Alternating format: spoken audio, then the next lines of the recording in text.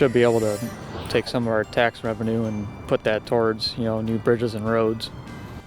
Iowa has more bridges in disrepair than any other state. How many are in need of improvements and what it would cost Iowa.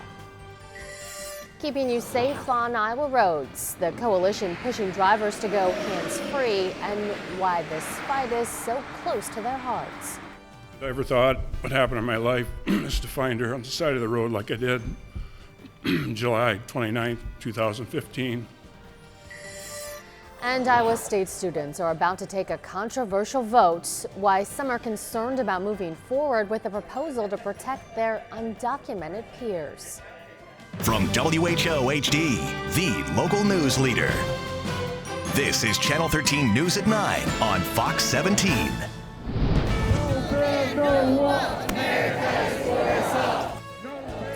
Immigration issues, who can and can't enter the U.S., have been debated across the country. Now, Iowa State University is making it clear where it stands. Good evening and thanks for joining us. I'm Janae Town. Any moment now, the student government will vote on a scaled-back version of a resolution to protect undocumented students. The resolution initially declared Iowa State a sanctuary campus. It was changed during debate to a request that Iowa State support undocumented students to the fullest extent of the law. No matter the outcome of the vote, the Iowa Board of Regents will have the final say. Supporters say they don't want students living in fear, but critics worry it could jeopardize federal funding for the university. In a way, I could see why this bill is important to be passed, because I want all students to be welcome, but at the same time, when it comes to funding and the ability to have affordable, accessible education, the students deserve that. Some Iowa lawmakers introduced a bill to prevent the creation of sanctuary campuses at any state university, but it hasn't yet come up for a full debate. An Ames man is accused of threatening to kill, injure, and brand a transgender teen. Police say 65-year-old Mondell Olson left threatening voicemails on a Nevada school district phone last week. They say he also sent an inappropriate text to a teacher. Police later searched Olson's home and found the phone. He's in the Story County Jail charged with 3 counts of first-degree harassment. Security video might lead to a break in a Des Moines murder investigation. 33-year-old Adriel Ward was shot and killed while driving his car Saturday. He then crashed into a utility pole along Delaware Avenue. Police believe the driver of this car might have seen it all happen. If you can identify them, call Crime Stoppers of Central Iowa. The number is on your screen. Des Moines firefighters are beginning to say a final goodbye to a longtime colleague. A memorial for Douglas McCauley wrapped up an hour ago. The 58-year-old served with the department for 29 years and died from a heart attack over the weekend. Fellow firefighters say they're moved by the community's support. He's smiling. He's looking down and he's smiling, and he's like, it's very neat, very cool that we can have this kind of support and do all of that.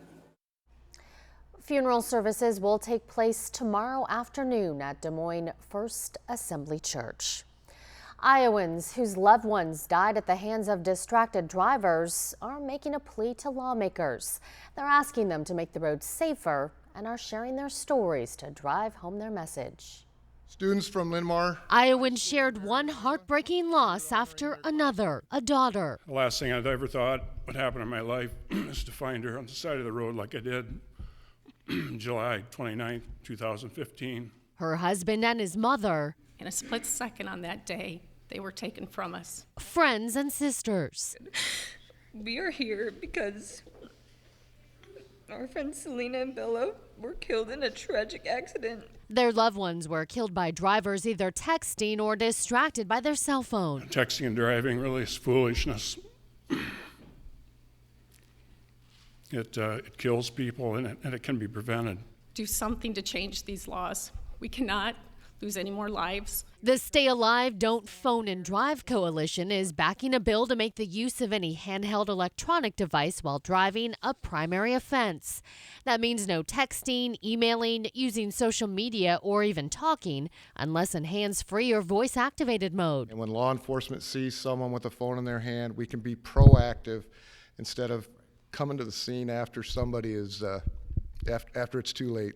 We think it's the right thing, and we think it's important that we do it now so we don't have the kind of tragedies you've heard about today. We owe it to my daughters in their honor to make sure no one else dies from something that's so preventable. In honor of her daughters, Selena and Bella, for her husband David and his mother Velma. My husband loved life.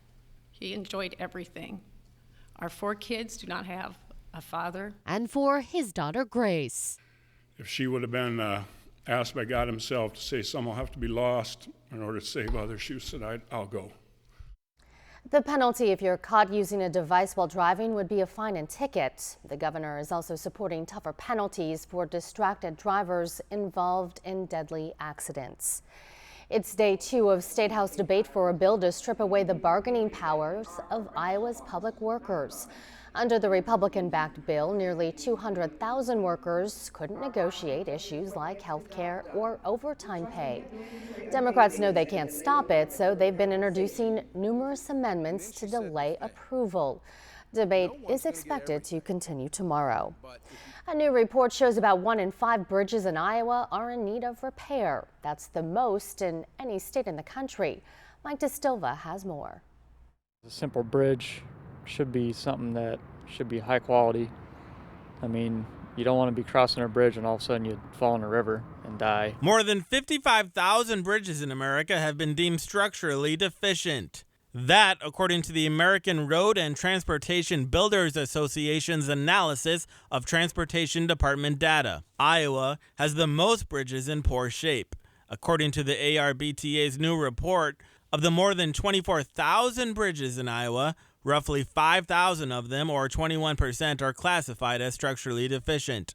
This means one or more of the key bridge elements, such as the deck, superstructure, or substructure, is considered to be in poor or worse condition. I think that's definitely alarming and shows a certain level of disregard for upkeep, and I work in a STEM field, so definitely something that we need to address and work on prolonging the life of those bridges in the long term so they are more sustainable across the state. Lauren Graber lives near one of the most traveled structurally deficient bridges in Iowa, located at Iowa 415 over Northwest 66th Ave. It's so low, and every once in a while a semi gets caught under that bridge, and we can hear it from inside when they hit it. It's a big boom. The report says the state has identified needed repairs on nearly 15,000 bridges, which the state estimates will cost $7 million. We should probably think about putting our money towards roads and bridges versus somebody that maybe is not working. Free cheese. No free cheese. And I reached out to the Iowa Department of Transportation and the governor's office for reaction to this report, but did not receive a response from either. Janae? All right, thanks a lot, Mike. Sure. Still to come, a warning from a mourning mother. My chest hurts, I mean, physically. It's horrible. Moms are passing on this disease, deadlier than the Zika virus, to their babies. What you need to know to keep your family safe and what's being done about it in Iowa. Record high temperatures are going to be on the way. We had the 40s today. We jump ahead to the 50s and 60s tomorrow. We'll show you how long the warm weather will stick around. From WHO HD, the local news leader. You're watching Channel 13 News at 9 on Fox 17.